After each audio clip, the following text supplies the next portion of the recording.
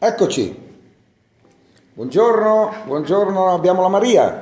Ciao, buongiorno Elio. Ecco qua, vediamo un po' di avvicinare. Ecco, non è neanche male, non sarebbe male anche così, ma vediamo di sistemarlo nella nostra versione on the road. Ecco qua, bene, bene, ecco, perché abbiamo una luce, abbiamo devo dire, il sole. Buongiorno amici su Periscope, siamo ancora nei pressi di Andorra. Oggi abbiamo praticamente Maria che poi ci tiene praticamente, no, i contatti qui con la Sera d'Urgell, che è proprio la località precisa in Catalogna. Siamo reduci dalla settimana santa. Maria che è italiana. Ecco. Sono venezuelana anche Ah, italiana. bene, bene, Venezuelana anche ecco, italiana, ecco, sì. mi fa molto piacere, anche perché io nella mia carriera ho anche prodotto un disco praticamente di un'italiana che era andata a vivere a Caracas con la sua famiglia, si chiamava e si chiama ancora Lucia, e è riuscita ad avere successo tra l'altro proprio in Venezuela andando al numero uno e anche nel primo canale venezuelano con una sorta di Pippo Baudo che c'era allora. Il brano si chiamava Che bellezza, adesso non so se ecco, però insomma c'era questo brano che ricordo con piacere il Venezuela e anche come dire, una vacanza appunto da quelle parti. Bene, buongiorno, Buongiorno. buongiorno. Ecco, perché quindi venezuelana, poi trapiantata in Italia o no? Mai passata dall'Italia? Parenti in Sì, Italia? sono stata in Italia Eh. praticamente un anno fa a Padova dove Ah, sono i miei genitori. ecco, perché ecco, cioè loro abitano là. Sì, Ah, non a stavano a Padova. Venezuela. No, noi abbiamo lasciato il nostro paese più di 10 anni fa con tutto il problema economico, Ecco, politico, ecco, no, perché ricordo che le nostre più vacanze in politico. Venezuela erano low cost, cioè andavamo in giro in taxi e sceglievamo i Sì, ristoranti più costosi. Questo accadeva sicuramente, non so, forse 20 anni fa, adesso è passato un sì, po' di tempo e poi evidentemente questa cosa è finita. sì, ma un paese molto bello, purtroppo pieno di problemi. Ecco. Ehm, C'è stato un sì, periodo sicuramente buono, ecco, diciamo così. sì. Ecco. Quindi ora Maria ci sta tenendo i contatti qui, ieri era la sua giornata di riposo, perché chiaramente come dicevano i giornali, anzi poi parleremo di notizie che sono apparse domenica, praticamente c'è un 10% ad esempio degli italiani che lavora nelle festività, quindi, ecco, quindi c'è un 10% che lavora, il 90% chiaramente che se la gode e quindi ecco, diciamo, Maria fa parte diciamo, dell'hotellerie, ecco, quindi lavora magari nei giorni festivi e poi si concede come ieri appunto una giornata di pausa, eccola qua quindi a darci informazioni su questo bel Relais Château Bene. che è il castello della Eh, città. il Castel de Ciutat. Città, Sì, io sono la PR Marketing Manager e anche sono la responsabile del front desk del Castel de Ciutat. È un albergo che ha più di 40 anni. I proprietari sono una famiglia, diciamo, numerosa e anche una tradizionale sì, hanno già, di questo posto. hanno anche proprio un cognome Eh, proprio spagnolo, nel senso si chiamano Tapis. Tapies, Tapies, sì, tapies. è proprio come scritto, Sì, che proprio. sa un po' di tapas, no? Sa Sì, un po' di questi, di quasi questi, di tapas. questi piatti piccoli che piacciono molto, Sì, che tra l'altro ieri sera abbiamo anche apprezzato, perché con Maria poi non è che ancora abbiamo parlato del nostro, come dire, giorno e mezzo già qui, ecco, in questo albergo, che è un albergo della Relais Château, sì, ma in particolar modo della Relais Château perché qui praticamente il presidente per 8 anni, il signor Tapies, sì, corretto. esatto, è stato al vertice appunto di questa catena, immagino che sia ancora all'interno comunque ne faccia parte, anche se il presidente adesso è cambiato, quindi c'è un presidente con un cognome diciamo francese, visto che la catena nasce appunto in Francia, ma qui devo dire c'è una buona rappresentanza appunto della Relais Château, perché effettivamente questo è il luogo che una volta era il Relais Château. Ad esempio in Italia ricordo con piacere dalle parti di Roma un posto che si chiama Borgo Pareilos, dove praticamente i clienti facevano fatica a incontrarsi perché come dire, era talmente appartato e piacevole, immerso nella natura, che appunto si sperava la stessa tranquillità che abbiamo trovato qua, che ormai forse non esiste più nel Relais Château. Ecco, non so se Maria, che si occupa di marketing, ha avuto modo di visitarne altri, magari che sono nati recentemente. Sì, e non ancora, Ecco. non ho avuto l'opportunità ancora. Ecco. Bene, ora quindi qui siamo veramente come dire, nella massima,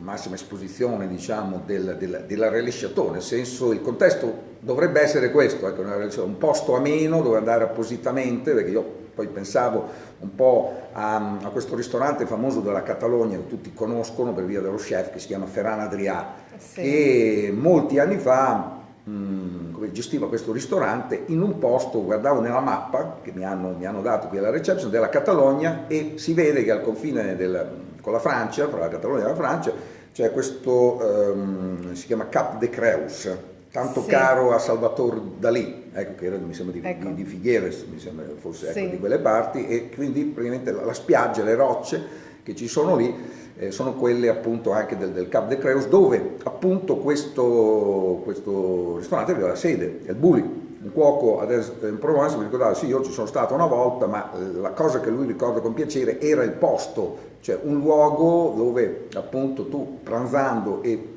cenando potevi vedere appunto il mare, e quindi di giorno sicuramente aveva il suo massimo splendore. Io ragionavo sul fatto che questo chef in realtà aveva molta clientela la sera, quindi Sì. perdevano la bellezza di questo ristorante, che è praticamente famoso per le ricette di questo cuoco, per le tecniche appunto di questo cuoco, ma comunque in un luogo bellissimo. Quindi stessa cosa lo possiamo dire anche qui di questa valle, perché la Relais Château scrive nel librone, ieri l'abbiamo fatto vedere, qui abbiamo un librone della Relais Château che ancora gli altri Relais Château non hanno, ma è capibile se il presidente chiaramente è in contatto diretto, magari le pubblicazioni arrivano prima. E nella Relais Château si parla di un posto appunto tranquillo con la vista su una valle. Sì, più che altro è praticamente un albergo familiare, è una casa. Infatti quando la proprietaria parla del Castel de Ciutat parla della sua casa, perché quello Sì. che vogliamo è che tutti i clienti possano avere una stanza gradevole, rilassarsi, personalizzato, servizio personalizzato, Certo. e più con l'attenzione ai dettagli, perché ogni cliente è diverso. E poi ci sono anche, c'è anche il nostro club wellness, che è praticamente disegnato per avere per rilassarsi anche, avere un spazio proprio di remise en force, detto alla francese, ecco, remise en force, che noi tra l'altro abbiamo provato, ecco, ieri pomeriggio ci siamo concessi questo hammam, questo bagno turco, ma anche una sauna appunto finlandese, che diciamo sono un po' come dire, d'obbligo quando chiaramente oltre al servizio di albergo e di ristoranti, perché poi ci sono 2 ristoranti, uno l'abbiamo già provato, uno lo proveremo, e quindi abbiamo effettivamente, forse l'unica spa che abbiamo nell'ambito del Relais Château qui in Catalogna. In Catalogna, ecco, certo. Non che ce ne siano tantissimi, però va detto che qui c'è questa possibilità, anche perché siamo comunque in montagna e quindi siamo vicini alle stazioni sciistiche. La stagione è appena terminata, domenica il nostro arrivo praticamente non si sia più se non proprio in un posto solo, ecco, che magari no? riesce a tirare avanti ancora qualche giorno, diciamo, nonostante si veda la neve ancora in si vede cima, così la stagione sciistica è terminata, ma qui è un po' d'inverno, immagino, un po' come nelle Dolomiti italiane, sui Pirenei però. Ecco. Sì, ecco. Sì, praticamente quello che, il cliente che viene da noi Sì.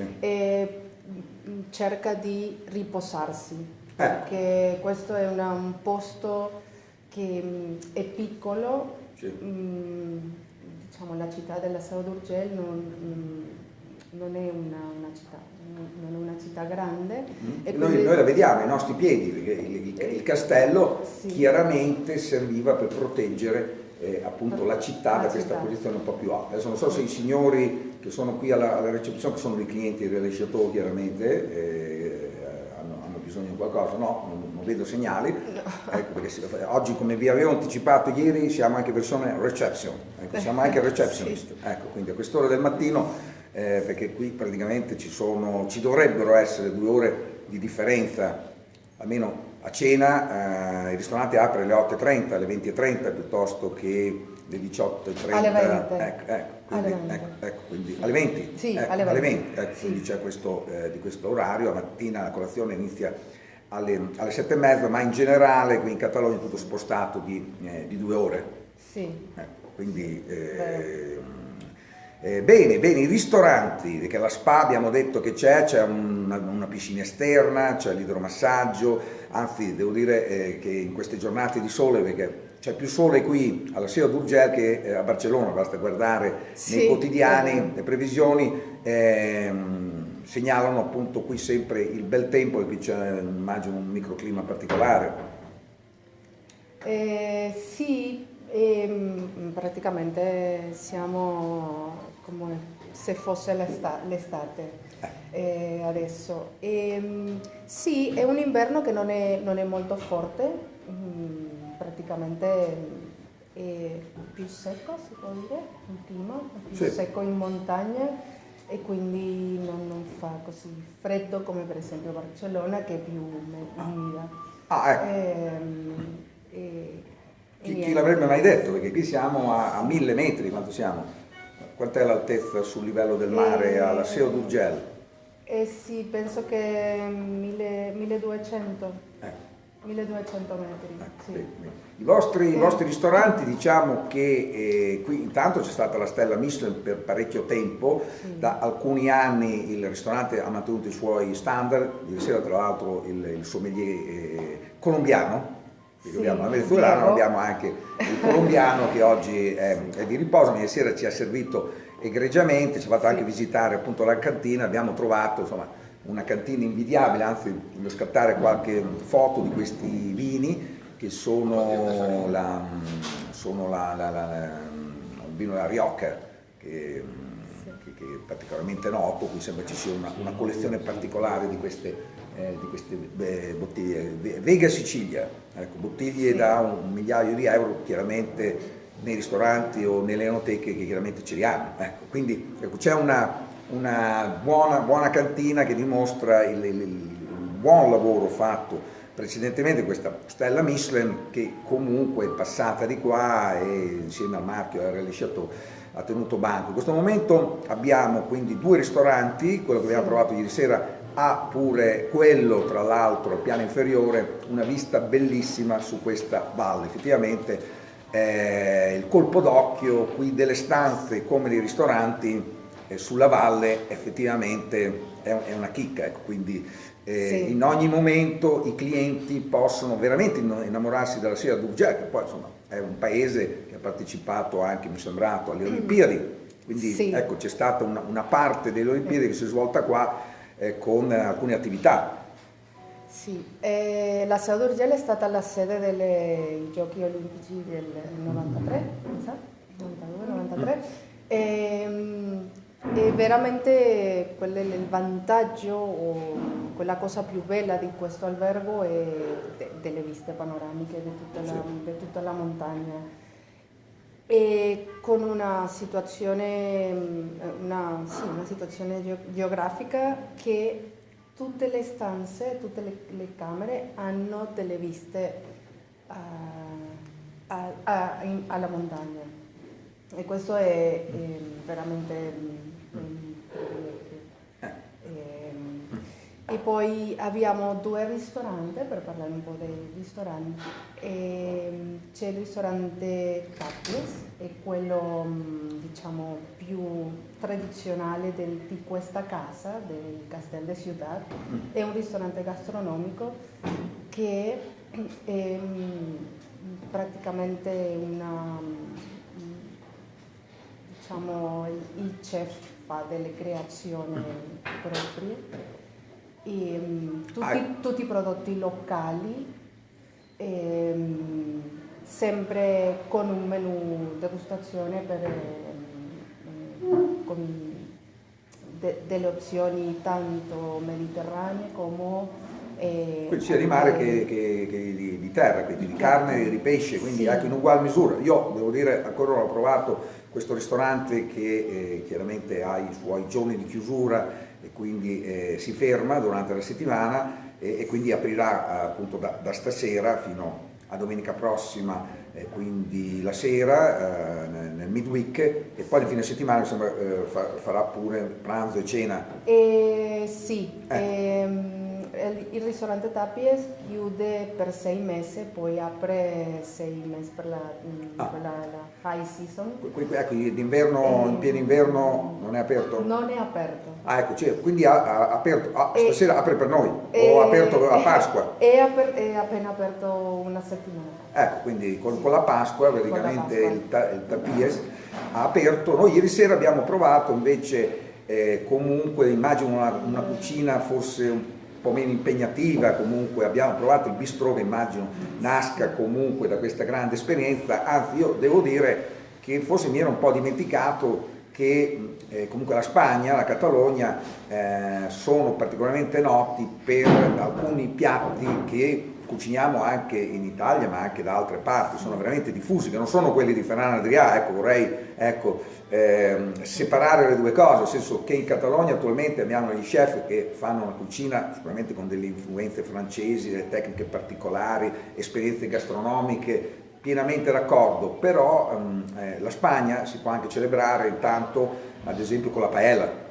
Sì. Ecco, che ieri sera io poi mi era anche un po' passata di mente, ho visto che stavamo preparando appunto la paella per 2, che è un piatto tra l'altro in carta, io evidentemente non avevo notato e ho chiesto cosa fosse la paella. Era fatto un riso con fatto con pesce, con frutti di mare piuttosto che con anche carne, perché so che la paella si mette il pollo, si mettono varie cose. Questa invece, come dicevamo, arriva appunto dal Mediterraneo, è un piatto che ha queste influenze appunto mediterranee e devo dire questo conferma anche il fatto che, e poi abbiamo fatto delle ricerche, che la Spagna è produttrice, ahimè, purtroppo, visto che produce anche moltissimo olio, lo commercializza e una delle caratteristiche che ha sicuramente la Spagna, entrando in Spagna, è tutto questo verde che neanche in Francia abbiamo visto. Ecco, quindi passando dalla Provence si notano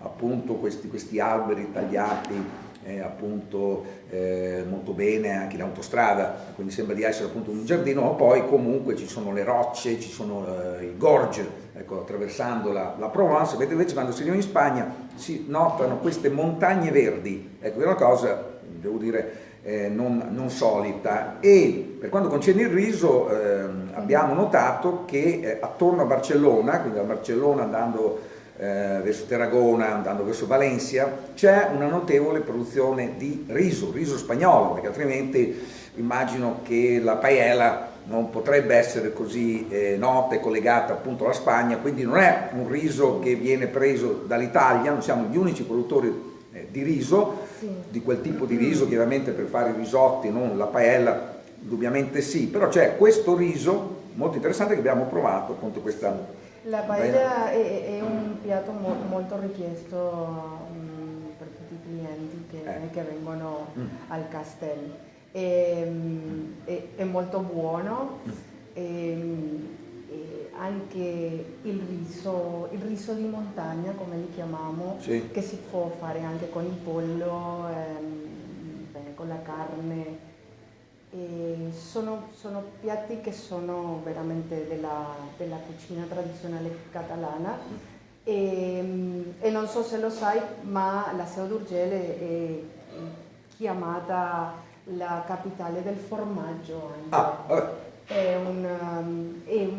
Questa regione è molto importante per la produzione di tanti tipi di formaggi e noi anche abbiamo, non so se lo hai visto, Certo, ho avuto appena modo di provare a colazione, abbiamo dei formaggi. Diciamo che ieri sera non abbiamo visto il carrello di formaggi, immagino che sia riservato alla sala Tapies, quindi ristorante gastronomico, tra l'altro proprio qui oltre la reception, girandolo l'albero, si può sia apprezzare la colazione che il ristorante gastronomico Tapies. Mentre invece al piano inferiore abbiamo il Katia. Il Katia che prende nome tra l'altro dalla signora Tapies, che tra l'altro ieri sera era proprio di fianco al nostro tavolo. Un arredamento, devo dire, molto, molto piacevole, anche in questo che è una sorta di bistrò, quindi un ristorante che magari può piacere anche più ai giovani, ristorante sicuramente più veloce, però devo dire sempre con quel tocco, perché abbiamo detto 40 anni, in realtà come dire, è un tocco di classe che potrebbe avere anche un secolo. Ecco, quindi ci sono delle cose, degli oggetti storici che molto probabilmente quando hanno aperto, forse 40 anni fa, hanno utilizzato e fanno parte appunto della tradizione. Quindi sono quadri, ci sono effettivamente delle cose molto belle da collezione, immagino. Ecco, quindi questo fa il Castel della Ciutat. Il Castel della Ciutat. Ciutat, ecco, quindi no, un po' alla volta, comunque come dire, comincio anche un po' a prendere confidenza quindi con lo spagnolo. Quindi proveremo questa sera questo ristorante affidato quindi allo chef. Il chef è Salvador Trabalón. Trabalón. È un chef molto giovane, ha 26 anni, ma praticamente la sua esperienza professionale è stata in più dei ristoranti più famosi della regione. Da quanto tempo è qui Trabalón? Da 2 anni. Da quanto lavora? Come? Da quanto lavora Trabalón? È molto che lavora. Sì, che lavora. 2 anni. Sono 2 anni. Ecco, quindi c'è apro una parentesi, molto probabilmente siamo su una notizia, nel senso che prima vi parlavo che saranno 8 anni che non c'è più la stella Michelin, ma c'è stata per alcuni decenni, quindi era uno dei ristoranti stellati e ha ancora, devo dire, come dire, moltissimo di questo, anche se magari ha mantenuto come dire, un suo cliché, quindi non si è lanciato una cucina molecolare, è rimasto lì, e quindi chiaramente le stelle adesso tendono a darle più ai giovani, evidentemente. Comunque dopo lo chef precedente che aveva le stelle Michelin, che non so se lei ha conosciuto o comunque molto veramente un cuoco anziano, ecco, che ha ceduto il passo. Sì, ci sono stati tanti chef, ma non mi ricordo adesso. Poi ci informiamo, vi diremo, perché magari è uno chef particolarmente noto, che chiaramente ha fatto il suo periodo, e adesso c'è Trabalón che è un giovane. Trabalón che giovane. Quanti anni? 26, avrebbe lavorato in alcuni ristoranti prima di arrivare qua. Sì, poi te faccio parlare con Salvador. Ma ieri sera Salvador era dietro al vetro della cucina, era già in cucina per il bistrò? Sì, perché lui è il capo. Il capo in cucina, tanto per il Tapies come per il capo. Ecco, l'abbiamo intravisto dietro il vetro, perché questa cosa del riso non ci era particolarmente nota, anche perché sono usciti degli articoli. Noi in realtà siamo qui a introdurre la rassegna stampa anche oggi, quindi facciamo delle ricerche continue, perché è vero, il nostro riso Carnaroli o riso acquerello, effettivamente per fare un risotto come Dio comanda è il massimo, e poi esiste il riso basmati, quello che si usa nei ristoranti etnici, si usa in tutto il mondo, è quasi come un pane, anche non so, forse in Venezuela, anche in Sud America, comunque si usano dei risi molto poveri, se vogliamo, ecco, quindi piuttosto che invece questo riso pregiato che abbiamo noi in Italia. Però c'è, secondo me, questa via di mezzo, come anche per l'olio, diciamo sinceramente, l'olio italiano chiaramente è il top mondiale, la Spagna ha una grandissima produzione di olio, è una grande Puglia se vogliamo, che produce olio.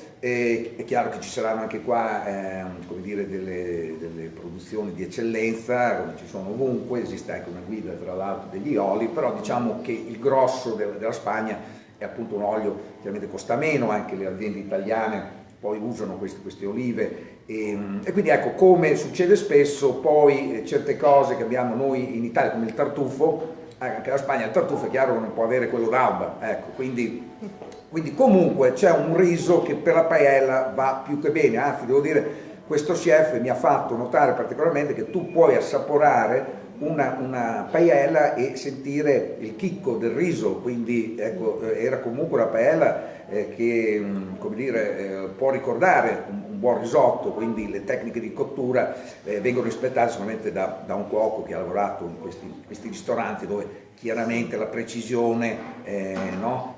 la intravedi anche al di là del vetro, ecco, quindi vedi gli chef effettivamente che hanno un atteggiamento, sembrano un po' tutti Carmen Ruscaleda, questa chef di San Paolo, si vede molto, molto precisa, povero marito, vabbè, bene, quindi ecco, per parlarvi di questo luogo ameno, noi siamo qui, abbiamo appena superato il giro di boa, che sembra che domani partiremo, andremo a fare un giro a Girona, un giro abbastanza appunto ampio perché siamo comunque sui Pirenei, quindi per arrivarci sono chiaramente non autostrade, ecco, e quindi il percorso è abbastanza lungo. Altre cose che possiamo ricordare, così chiudiamo e poi passeremo alle notizie di domenica scorsa. Prima di partire questo lungo viaggio abbiamo letto le notizie dei giornali, poi c'è stata la pausa del lunedì dell'Angelo e ieri ho voluto parlarvi di questo viaggio di passa 1000 chilometri, ecco, perché da Tortona abbiamo visto che erano 820, cioè l'ultimo tratto che abbiamo fatto non stop proprio durante il giorno dell'Angelo, poi c'erano anche 300 chilometri prima perché stavo appunto a Milano Marittima e quindi sono 1200 chilometri per arrivare qua da un posto come Milano Marittima, ecco, magari 1000 da Milano, ecco, sì. facciamo così o comunque da Padova. Sì. Tra l'altro andiamo a Padova, dobbiamo andare, saremo a Padova molto probabilmente lunedì, ecco, Abano, ecco, da quelle parti, torneremo da quelle parti. Benissimo. Poi sta arrivando anche, mi sembra Sant'Antonio, il 7 giugno, mi sembra c'è la grande festa. Se non ci sono altre cose, Maria, non viene in mente nient'altro, poi dopo magari... Benvenuto. Ecco, grazie di tutto, io mi trasferisco quindi in salotto, perché chiaramente abbiamo appunto come in una casa, quindi presso una famiglia abbiamo di tutto di più. Grazie Maria. Grazie. Bene, poi abbiamo anche la wifi che ci tiene collegati, speriamo vada tutto bene spostandosi da una parte all'altra. Sistemiamo, qua si è svitato completamente e quindi dobbiamo fare un'operazione strana. Sono qua, c'è il girarrosto, scusate, sto girando il girarrosto, ecco qua, poi se salta tutto chiaramente riprendiamo la linea, dovremmo essere ancora in collegamento, non so se si vi gira la testa, ecco qua, molto probabilmente ho cliccato qualcosa e io sono sparito, in realtà sono ancora qua collegato con la radio. Bene, giornata di sole intenso, Maria ci diceva che praticamente è come se fosse estate, non ha tutti i torti e pensare al fatto che andando verso Barcellona e verso Girona troveremo il fresco, mi pare appunto un po' strano, ma evidentemente sarà così. Bene, intanto gli amici della radio si stanno ascoltando un brano musicale che è partito dallo studio centrale, ovvero il Luna Pop con Se ci sarai, e quindi io intanto faccio un po' di intrattenimento video qui dalla SEO d'Urgell, con cui sto prendendo confidenza perché chiaramente immaginavamo insomma che arrivati in questa appunto amenità poi ci sarebbe dispiaciuto partire, anche perché poi in realtà avremmo addirittura 4 notti, ma molto probabilmente riusciremo a farne solamente 3 perché abbiamo capito intanto che da qui per raggiungere qualsiasi posto che sta appunto in Catalogna la cosa è abbastanza lunga. Ci attendono anche tra l'altro a Girona, un albergo a Girona, dove vorremmo stare qualche ora anche là, ecco, quindi dormire solamente a Girona per andare in giro per la Catalogna non mi sembra appunto carino, anche perché Girona poi è la città, tra l'altro, del ristorante numero 1 al mondo per alcune edizioni del 50 Best, adesso è al numero 3 ma sempre sul podio insieme a Bottura e a che è nuovo numero 1 con 11 Madison Park, questo ristorante con 11 anni di attività e nell'11° anno anche il numero 1 della classifica 50 Best.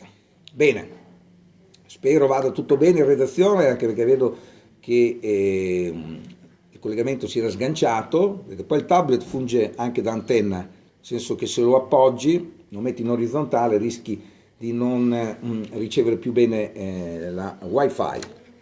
Le notizie me le hanno appena stampate alla reception, quindi abbiamo tutto il materiale stampa. Vedo che ci state guardando, purtroppo non siamo riusciti a seguire chi magari ci scriveva in spagnolo, chissà da dove. Ieri eravamo sia al Messico che a Malaga, quindi ieri ci hanno scritto dal di là, non so se abbiamo anche oggi questi ascoltatori, questi spettatori. È chiaro che sono il benvenuto. Anch'io parlo un po' male italiano, anch'io mi faccio prendere un po' dalla lingua spagnola, ma penso sia concesso, avendo a che fare con tutte queste lingue, anche perché cominci a parlare il francese, perché comunque il francese si parla. Ciao Spagna! Eccoci qua, noi siamo in Spagna, esatto, siamo in Spagna al confine con la Francia e al confine anche con Andorra, che comunque io lo chiamo Principato, comunque questo staterello. Ciao anche dalla Francia! Bene, fa piacere, insomma.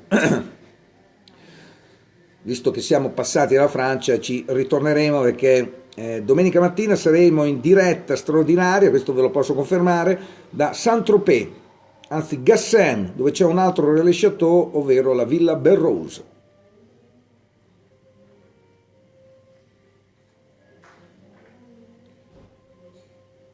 E siamo ritornati anche con gli amici di Radio Milano TV che ci seguono fra un brano e l'altro, mentre noi andiamo invece dritto nella diretta appunto su Periscope, all'hashtag di Twitter 40 anni radio.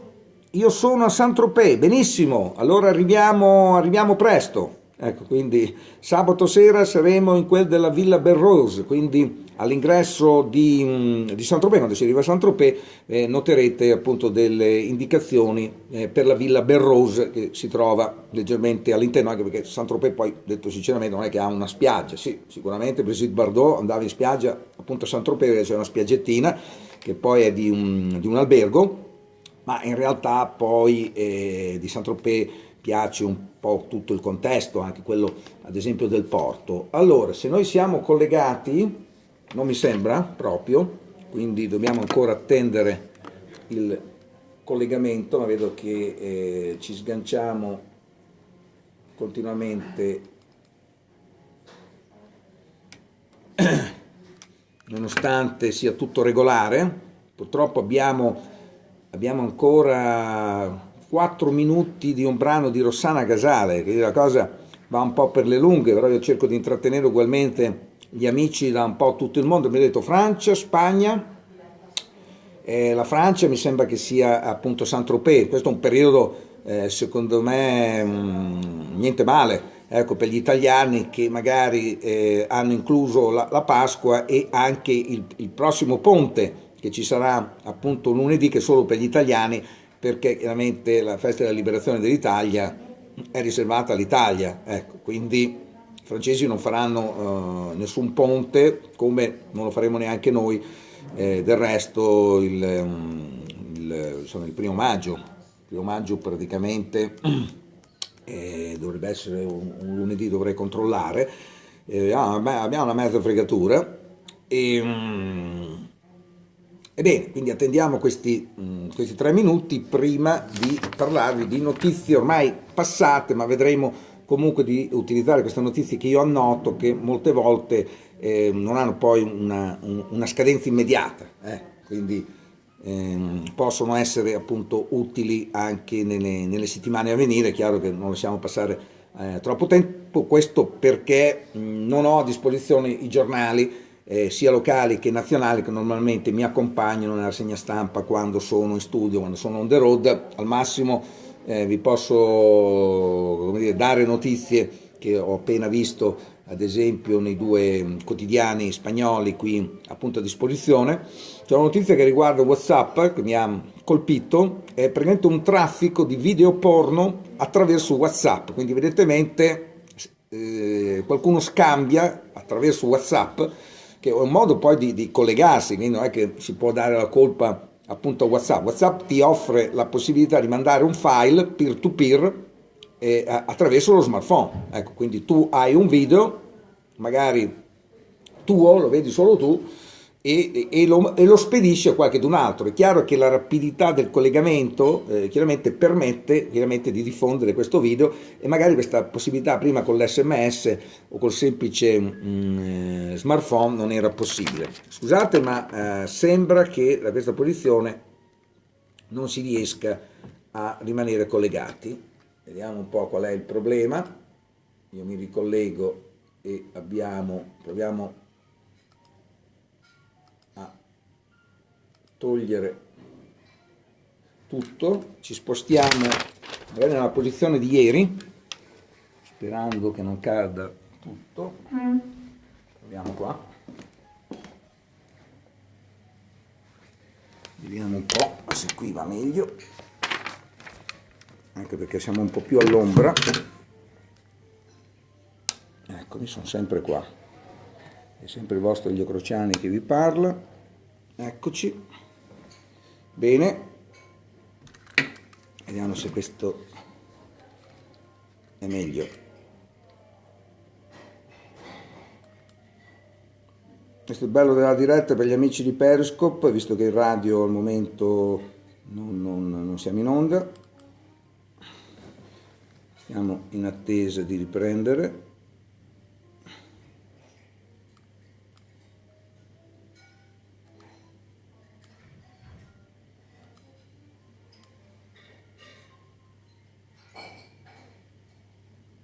Vabbè.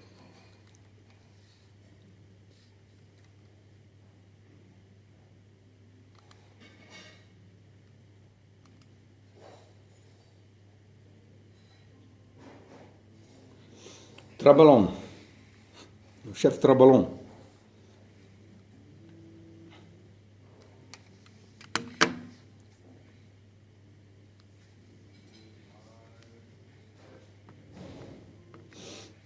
Volevo farvi vedere cosa mi è successo. Praticamente l'applicazione stretta e lunga, che non dovrebbe essere così, vabbè, vedo che hanno mandato uno spot in radio, uno spot di MR mi sembra, è stato realizzato tra l'altro dallo sponsor. Amici della radio, forse qui riuscite, ecco, a sentirmi. Intanto vedo che stanno facendo un servizio in camera che è disponibile, infatti abbiamo un menu in camera dove ordinare chiaramente la colazione in camera, e poi chiaramente c'è la cameriera chiaramente che se ne occupa. Allora vorrei parlarvi, visto che vi ho fatto aspettare parecchio voi amici di Periscope, perché voi che mi state guardando i video dovete sopportare tutto, qualsiasi cosa, mentre invece siamo collegati alla radio chiaramente per il succo, per il clou. E quindi partiamo con: nel regno di Kim sfilano i missili, guerra nucleare a Pyongyang, il dittatore mostra l'arsenale e dice siamo pronti a rispondere a un attacco, e quindi parata show. Questo è quello che si leggeva domenica di Pasqua, cioè parlare di gente che si diverte ancora fare la guerra, anzi c'era una vignetta che diceva praticamente che siamo passati dal nucleare alla clava.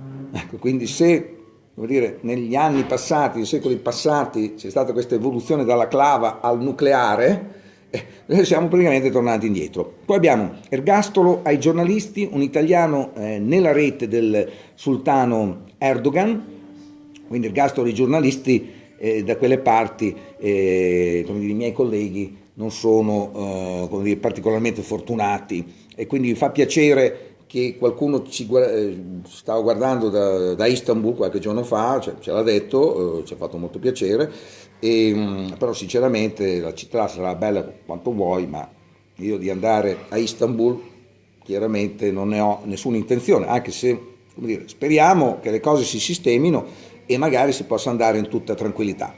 Poi abbiamo Dio a Emma, l'ultima donna dell'Ottocento, quindi in provincia di Verbania, quindi a Morano, è morta a 117 anni e 137 giorni in Piemonte. Era la più anziana del mondo, quindi notoriamente era del 1899, mi sembra di capire, 137 anni, comunque sì, era della fine dell'Ottocento, perché 137, noi siamo nel, no scusate, 117, quindi evidentemente era del 1899, perché appunto si parla fino all'800. No, dico questo perché mio nonno era del 99, quindi ecco, andò in guerra nella prima guerra mondiale perché era del 1899, un po' come quel brano, che era un brano alla discoteca, è andato molto di Paul Alcastro, che si chiama Nighting. Ed era praticamente un brano campionato dove appunto si ripeteva molto questo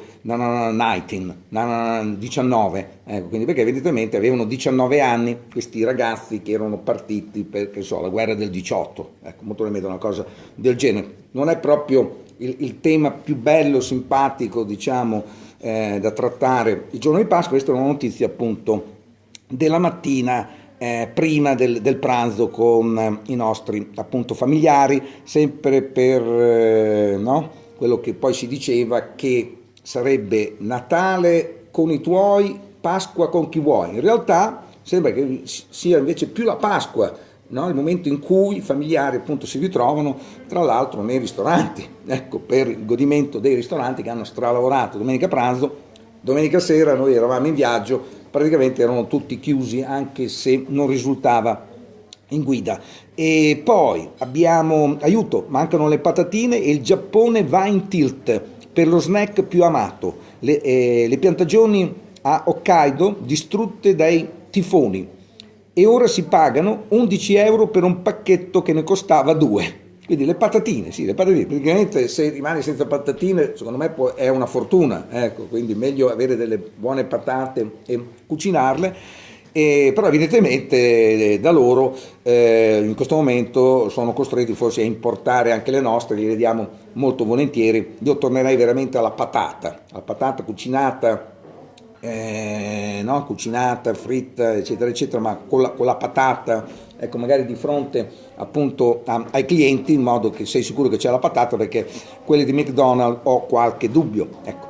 Poi abbiamo stop a mail e sms dopo l'ufficio, presto sarà possibile ignorarli, dalle 20 alle 7, quindi dovrebbe arrivare questa, come dire, circolare che non ci permette più di essere collegati 24 ore su 24, speriamo bene, perché effettivamente non riusciamo più a staccarci, che io devo dire lo sto facendo nonostante sia nel posto più ameno che ci sia sulla terra, che è proprio il simbolo del Relais Château, ed è questo Castel de la Ciutat. Come sto andando con la pronuncia in spagnolo? Bene. Io sto disturbando chiaramente buona parte degli alloggiati qui in albergo che pensavano di trovare la tranquillità, si sono imbattuti nel sottoscritto, ma devo dire dovrebbe essere l'ultima occasione questa in cui andremo in onda, perché domani mattina si dovrebbe partire alle 7, 7 e mezza, anche perché la colazione inizia alle 7 e mezza, quindi il cappuccino ce lo facciamo. Ecco. Louise e René e il fragile labirinto della femminilità. Massini adatta Balzac. Quindi non è che fa solo testi suoi, ma può adattare anche quelli di altri che l'hanno preceduto. Quindi Masini dirige Sonia Bergamasco, in scena pure Isabella Aragonese e Federico Fracassi al Teatro Piccolo di Milano. Lo spettacolo va avanti fino al 30, è chiaro, mi piacerebbe essere lì piuttosto che qua, lontano appunto da teatri, con non solo il teatro, appunto le mura del teatro, ma anche i suoi contenuti. E poi cosa abbiamo? Intrigo la Scala, tralasciando le polemiche, e i fischi, Gazzaladri di Rossini, diretta a Milano da Scellì, con la regia di Salvatore, si unisce una limpida concertazione con un'ottima compagnia di canto, perché chiaramente sono soffermati un po' tutti su questi fischi, su questa manovra che avrebbero fatto alcuni magari del Loggione alla Scala, con qualcuno magari anche in platea, per rendere più credibile la cosa. In realtà i cantanti sono stati scelti molto bene, il maestro chiaramente ha diretto molto bene questa regia di Salvatore, che molto probabilmente è una regia un po' strana. Tra l'altro la Gazzaladra erano secoli che non si faceva, adesso io sto esagerando, però era parecchio tempo. Ecco, la Gazzaladra è un titolo che ogni tanto torna, ecco, a Bologna come sicuramente a Pesaro, ma a Milano ho dovuto veramente aspettare parecchio, e avrebbero fatto questa cosa che molto probabilmente i milanesi hanno visto da altre parti, ma non appunto a Milano, perché era sicuramente più di un secolo che non la rappresentavano. Adesso io magari certe volte esagero, ma siamo lì. E poi abbiamo Distacco di donne abbandonate, Talent Cave, come l'ho soprannominata io in questa versione del dittico vista a Bologna, e quindi qualcuno ne ha scritto praticamente la domenica successiva al debutto di Bologna. Io tra l'altro ero sabato vigilia di Pasqua, ero appunto a Bologna. Questa cosa che ho trovato, devo dire, molto, molto piacevole, molto elegante, anche perché il dittico poi parte con questo che io chiamo Telephone, in realtà è la Woman di Poulenc, con un testo tra l'altro di Jean Cocteau, che praticamente è una donna che sta al telefono, che viene lasciata dal suo amante, e la regia di Emma Dante effettivamente è stata molto interessante, anche perché il testo dice delle cose che vanno sottolineate. È vero che è una donna, in questo caso Anna Caterina Antonacci, penso sia la donna, la cantante più adatta a cantare, diciamo recitare cantando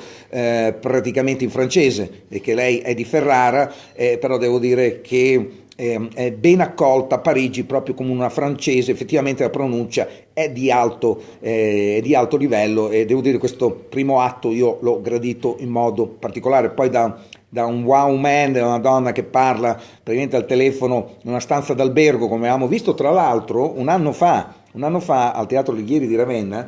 Io avevo assistito appunto a questo appunto la Wow Man, che era sicuramente in dittico con qualche cos'altro, però non ho trovato le tracce dell'altro titolo, o comunque hanno proposto forse solamente questo, che è praticamente un titolo diciamo corto, dura 45 minuti, ecco, tanto per essere chiari. È stato abbinato alla Cavalleria Rusticana di Mascagni, che invece dura di più, siamo penso sull'ora e mezza dovremmo essere, in totale so che il tutto è durato 2 ore e mezza, e quindi regia di Emma Dante, direttore Mariotti, e lo spettacolo praticamente è terminato ieri sera. Ieri c'è stata l'ultima replica. Bene, ottimo.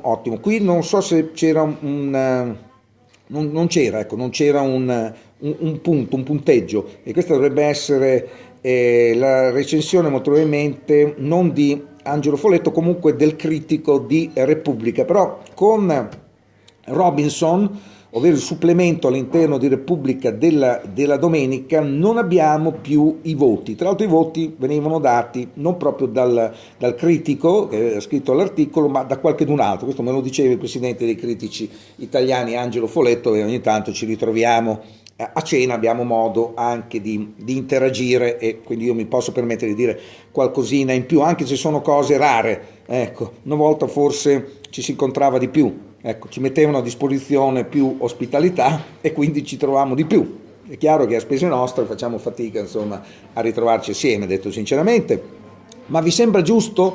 Quel fighetto lo mangiano solo a Pasqua. Questa è una vignetta, e per me che mi mangiano tutto l'anno zitti, vignetta di Staino. Bisogna dire che in vignetta, prima pagina dell'Unità, c'era praticamente un maialino. Ecco, c'era un maialino che chiaramente anche lui viene mangiato.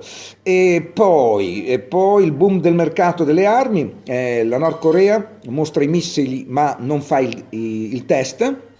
Ecco quello che avrebbero fatto, ecco, quindi in risposta a questo atteggiamento di Trump di ritorno alla clava, anche perché ha bombardato praticamente, immagino, le grotte dove stanno quelli dell'ISIS, e contatti Trump-Cina per evitare la guerra. Il mercato medio orientale cresce del 86%, decisiva la cybersicurezza. E anche noi facciamo affari d'oro. Sempre notizia di Pasqua scorsa, domenica scorsa.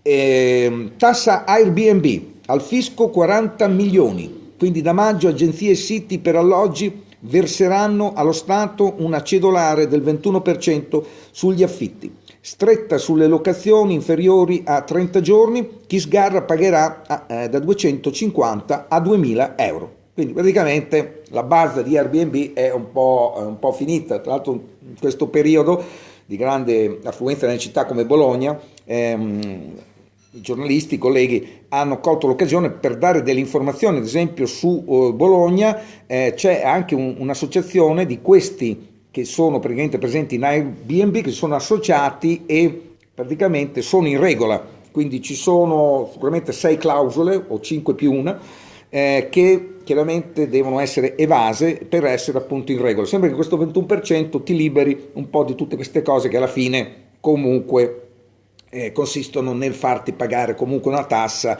e quindi poi incassare onestamente, perché è chiaro che anche mettersi i soldi in tasca senza pagare nessuna tassa, quando in realtà riempi la tua casa o comunque una stanza che chiaramente sarebbe lì non usata da nessuno, chiaramente insomma, ecco, bisogna anche un po' accontentarsi, ecco, quindi penso che insomma non è poco il 21%, però insomma penso che questo possa essere il futuro di Airbnb. E andiamo avanti, vediamo un po', dopo aver toccato questo tasto appunto che noi come dire seguiamo in modo particolare, abbiamo in autobus senza biglietto, un italiano su 5 non paga. Bari, Roma e Reggio Calabria sono le città con più evasori di ticket. Le aziende di trasporto pubblico incassano solo il 30% delle sanzioni. Io devo dire che ho qualche esperienza di viaggio, nel senso che ogni tanto mi capita di prendere un treno, come un aereo, come un bus, dipende, può capitare. Col tempo devo dire sto viaggiando in auto, perché se tu viaggi sei, come dire, no, vuoi arrivare, ecco, in un certo senso. Ecco, chi fa queste leggi, mette queste multe, dovrebbe capire che salire su un mezzo pubblico è un servizio, cioè chi sale deve arrivare da qualche parte. Ecco, quindi cerca anche di salire al volo pur di arrivare. Può capitare, a me capita, è chiaro che paghi anche volentieri la multa se c'hai un servizio, perché se praticamente non hai fatto il biglietto e vorresti pagare, come dire, il servizio di biglietteria a bordo, cioè biglietto che costa poco di più, facciamo, non so, biglietto doppio perché chiaramente a te conviene e paghi il doppio, ma un biglietto che costa 1,5 euro del bus non lo fai pagare 200 euro, non ci siamo, non vedo dove sia il servizio. Ecco perché discuto questa cosa, non vorrei passare per quello che vuol fare il bandito, è che ogni cosa si può pagare, il servizio al tavolo si paga molto volentieri, se stai parlando con delle persone lasci pure la mancia, ecco, quindi non mi sembra che questo succeda nei bus, perché poi nei bus, devo dire, anche antipatico come nei treni, avere un biglietto in tasca e nessuno ti chiede, te lo controlla, è veramente ridicolo, nel senso che il presidente delle ferrovie dello Stato incassa i soldi praticamente tutti lui, perché non ha persone che lavorano nelle ferrovie dello Stato, tanto per farvi capire, quindi non esageriamo, quindi quando arrivano queste notizie qui come dire, è un po' un allarme, perché come dire, non ha ammazzato nessuno uno che è salito su un bus e non ha pagato il biglietto, ecco, quindi i delinquenti sono altri, ecco, scusate se discutiamo questa cosa. Bene, andiamo avanti. E per l'attentato di Dortmund la pista è l'estrema destra. Questa è una notizia, devo dire, che è stata messa un po' in piccolo nei giornali, comunque sta andando avanti perché effettivamente insomma colpire anche il mondo dello sport. Spaghetti? No, gli spaghetti è l'unica cosa di cui non abbiamo trovato assolutamente nulla. Se poi salteranno fuori questa sera ci guardiamo. Intanto col riso, con la paella, ieri sera siamo andati molto bene, ne parlavo con Maria. Anzi, io mi sto ancora leccando i baffi perché poi ieri sera in realtà io avevo ordinato entree e plat, qualche tapas perché siamo tra l'altro da tapies, quindi qualche tapas, anzi erano praticamente dei gamberoni in un tegamino con devo dire uno jus, un sugo, devo dire che ho molto gradito col cucchiaio e poi anche con la scarpetta, quindi abbiamo proprio pulito il pentolino. Devo dire come tapas non era male, per fortuna non era proprio un tapas di quelle ombre che si trovano ad esempio a Venezia, che poi sono la stessa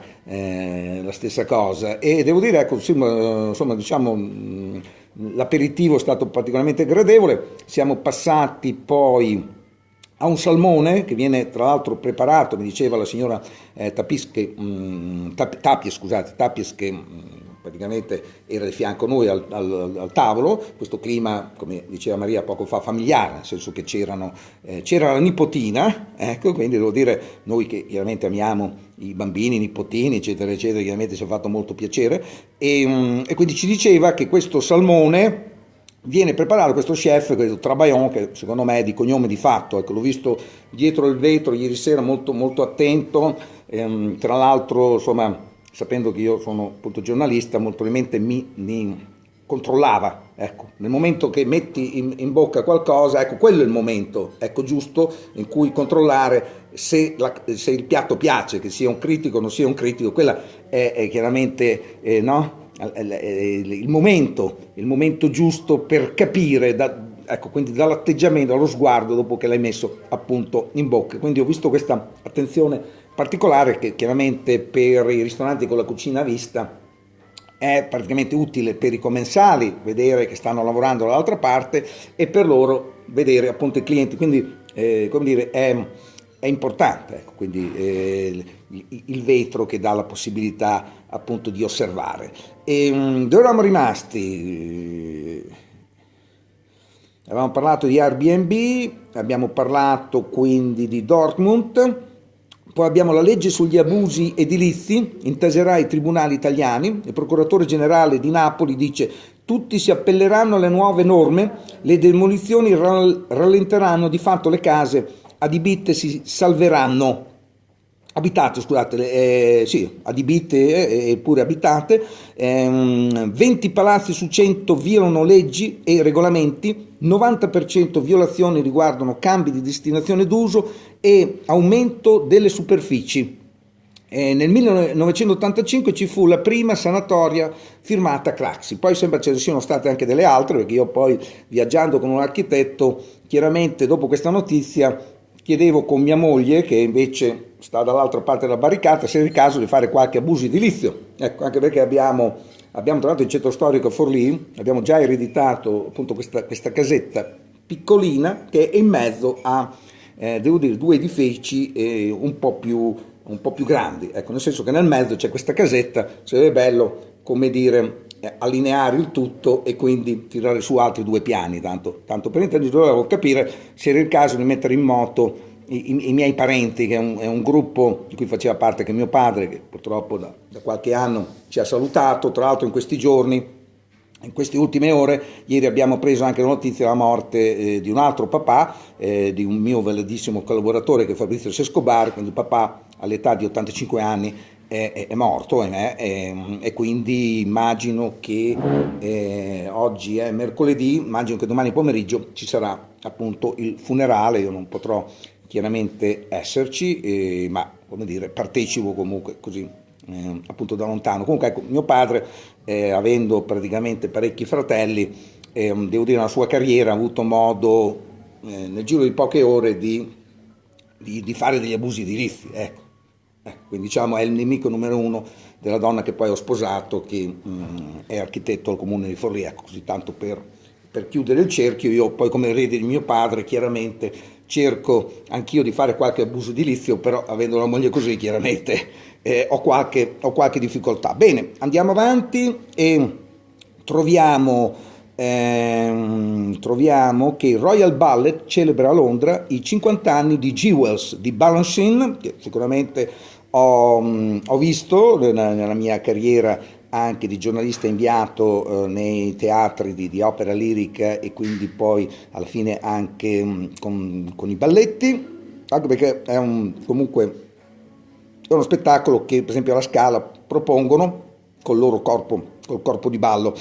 I cinema francesi, Netflix ai festival, concorrenza sleale. Effettivamente io sfogliavo i giornali qui appunto spagnoli e vedevo che si parla tranquillamente di produzioni appunto mondiali di Netflix, tranquillamente i programmi appunto che si vedono in televisione, le serie appunto televisive con grandi attori, grandi appunto registi, che però non vanno al cinema. Chiaramente quelle di serie cinematografiche come cominciano a rompersi un po' le scatole, ma penso che abbiano già capito da un pezzo che in realtà loro sono l'ultima ruota del carro. Ecco, andare al cinema a vedere un film è una delle possibilità, ecco, oggigiorno.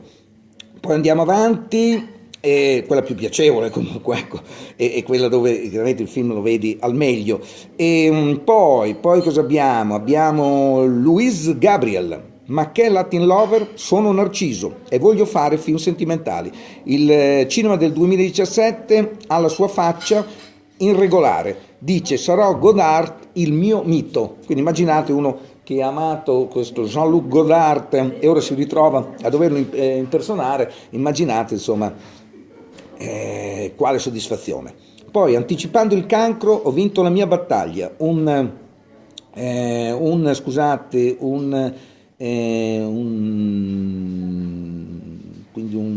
tumore, un tumore ereditario la obbliga all'asportazione preventiva dello stomaco. La storia di una 39enne coraggiosa che avrebbe fatto come Angelina Jolie, che invece si è fatta rimuovere i seni, quella che forse viene considerata la donna più bella del mondo per via dei film, il fatto che ha sposato Brad Pitt, poi ci siano anche lasciati, come dire, la può far considerare che è la donna più bella del mondo, anche perché c'è stato un momento in cui la sua bellezza è stata colta, ecco, immortalata appunto al cinema, quindi vedendo Angelina Jolie, che in Vita interrotta, adesso non ricordo come si chiamava esattamente il film, chiaramente tu la vedi lì, dice bellissima, poi chiaramente poi anche le attrici invecchiano, ecco.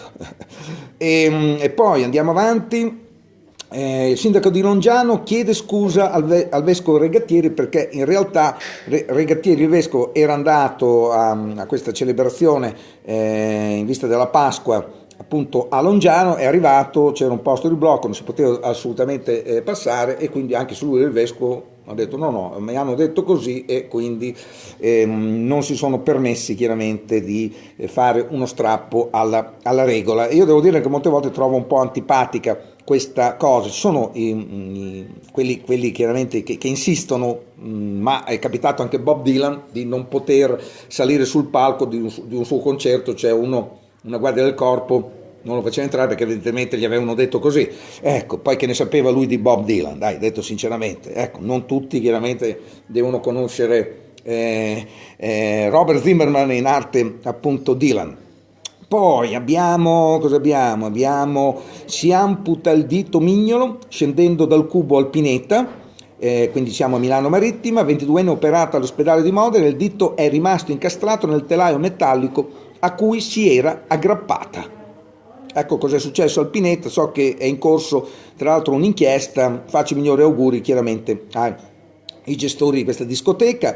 E poi abbiamo Pasquetta Almanuzzi, il Cesena riceve lo Spezia, quindi la notizia appunto di lunedì scorso.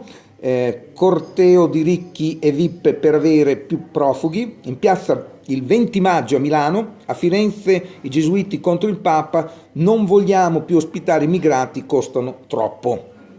Poi tutti nelle isole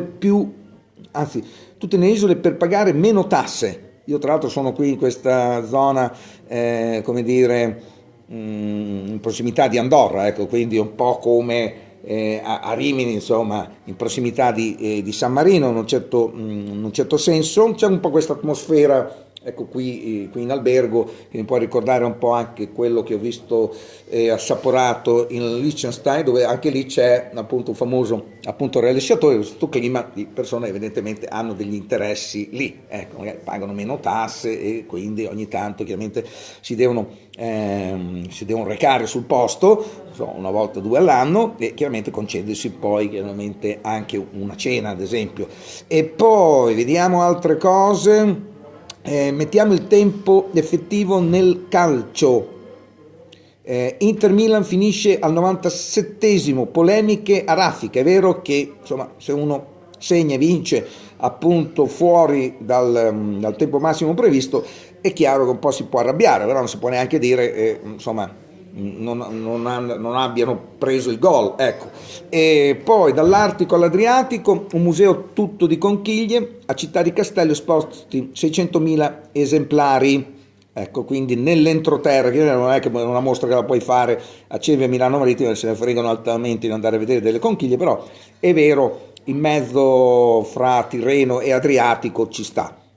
Poi abbiamo Igor, l'assassino diventa l'idolo delle donne, c'è chi lo paragona a Rambo o a Balanzasca. Quindi pensate, fanno vedere le foto di questo che si atteggia in internet praticamente in un modo, mentre dal vivo è appunto tutt'altro, e qualche donna, come dire, si è pure innamorata come se stesse guardando un film in reale. No, questo è reale, ahimè. Statali, esodo di massa, 1 milione di dipendenti pubblici andrà in pensione nell'arco di 9-10 anni senza essere sostituito. Le cause sono l'effetto della legge Fornero e il blocco assunzioni. Scuola, sanità e polizia, i settori più colpiti. Kim mostra i muscoli, ecco il supermissile puntato sulla costa USA, la parata militare in Nord Corea. Sempre notizie da domenica scorsa. Autobomba sui profughi in fuga, Aleppo. Strage di donne e bambini, kamikaze sui bus diretti al campo di accoglienza, oltre 100 morti in Siria. Queste sono notizie che abbiamo appreso dai giornali domenica, cioè la domenica di Pasqua. Purtroppo, ahimè, avevamo una notizia come questa. Lo spazio non perdona. Sbiancate sulla Luna le bandiere americane a 45 anni dalla fine della missione, delle missioni appunto Apollo. È chiaro che dopo così tanto tempo immaginare che ci siano ancora le stelle e le strisce appunto americane, come dire, effettivamente io non ci avrei giurato. Gatti, virtuoso altruista, dice rendo onore alla musica, sarà a Bologna con la Mahler Chamber Orchestra praticamente mercoledì, quindi questa sera appunto a Bologna torna questo direttore che è stato per parecchi anni il direttore principale di Bologna, quello che sta facendo adesso appunto Mariotti. È stato un periodo, io tra l'altro proprio nel suo periodo, mentre lui molto stava finendo, ho seguito, ricordo un Boris Godunov in modo particolare, con la regia tra l'altro di Tony Servillo, di cui ho parlato anche con lui, perché evidentemente non si considera un regista, ma io ricordo con molto piacere questa cosa che Tony Servillo fece tra l'altro per Aix-en-Provence, se non ricordo male, per un festival che si tiene da quelle parti, che ricordo con molto piacere, ma molto probabilmente è stato anche merito della direzione di Gatti. Stiamo parlando di uno dei massimi, ecco, direttori, se non il migliore a questo punto, ahimè lo devo dire, perché io poi Gatti l'ho sempre visto così un po' in maniera così un po' antipatica, però devo dire che insomma uno che tra l'altro mi ha pure portato bene, nel senso che a Bayreuth mi hanno invitato quella volta che dirigeva lui il Parsifal, altrimenti molto probabilmente se ne sarebbero infischiati di invitare un giornalista appunto italiano. E poi Pasqua al museo, San Domenico quindi è rimasto aperto sia la domenica che il lunedì.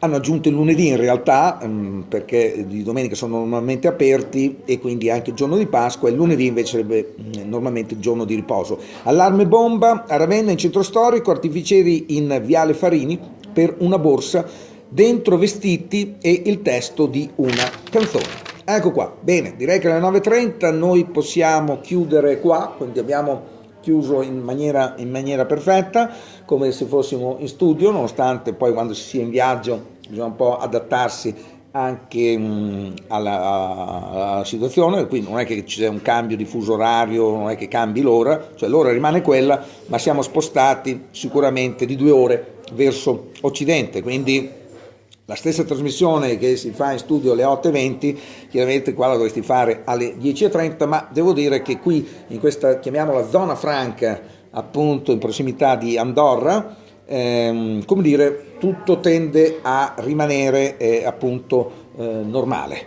Ecco, il ristorante la sera apre alle ore 20, che sono un po' le 18 in Alto Adige, detto sinceramente, quindi cercano di rimanere un po' in orari no? Che in Europa troviamo appunto nei locali, mentre a Barcellona molto probabilmente insomma si va a cena alle 10 di sera, ecco, indubbiamente, ecco, molto probabilmente i ristoranti aprono a quell'ora.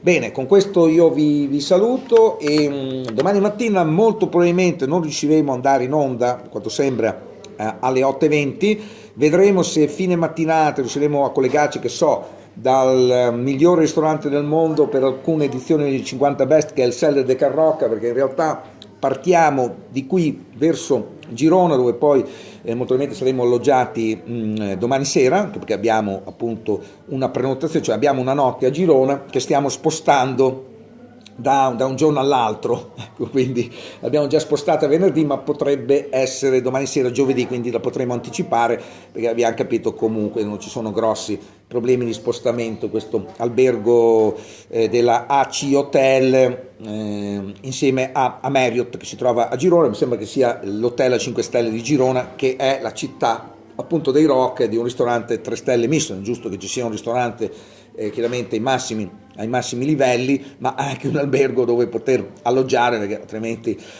succede come a Modena, insomma, che c'è il ristorante ma non ci sono gli alberghi appunto che possono accogliere i clienti e parcheggiare bene le auto magari nei propri garage, mentre chiaramente si stanno provando i piatti della cucina di Massimo Bottura.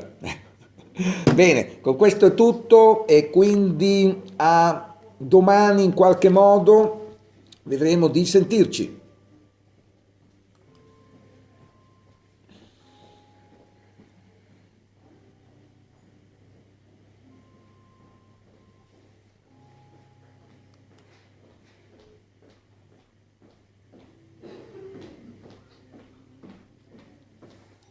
Tutto a posto? Tu che programmi hai? Adesso programmi avevano detto che doveva andare verso... Fra quanto tempo? Adesso direi che qui ho finito, se tu non hai delle cose da fare ci possiamo organizzare. Hanno detto le 11, adesso però sono le 9:30, però vedo che bene o male... Relax?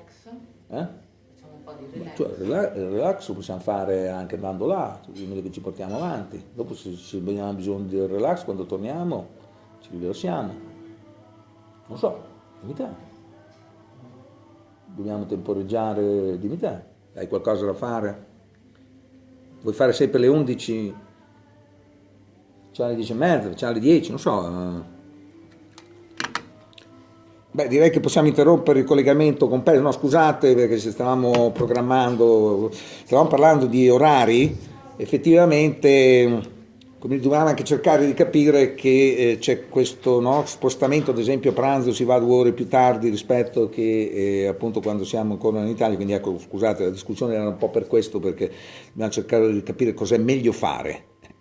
Bene, e quindi anche per voi amici su Periscope che ci seguite nel bene e nel male, chiaramente nel dietro le quinte, l'appuntamento è a domani. Se poi strada facendo salta fuori che c'è da fare un altro collegamento, chiaramente io sono sempre reperibile, ci mancherebbe.